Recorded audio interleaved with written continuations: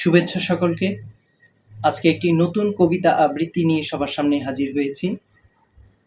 কবি সুকান্ত ভট্টাচার্যের বিখ্যাত কবিতা দুর্মর এই কবিতাটি আবৃত্তি করার চেষ্টা করছি।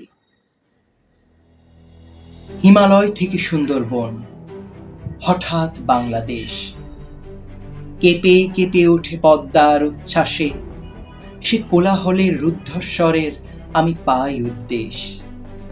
জলে ও মাটিতে ভাঙনের বেগ আসে, হঠাৎ নিরীহ মাটিতে কখন জন্ম নিয়েছে সচেতনতার ধান।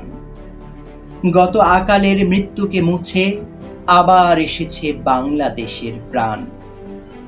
হয় ধান নয় প্রাণ, এ শব্দে সারা দেশ দিশাহারা।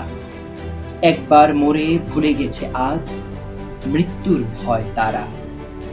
সাবাস বাংলাদেশ, এ পৃথিবী অবাক তাকিয়ে রয়।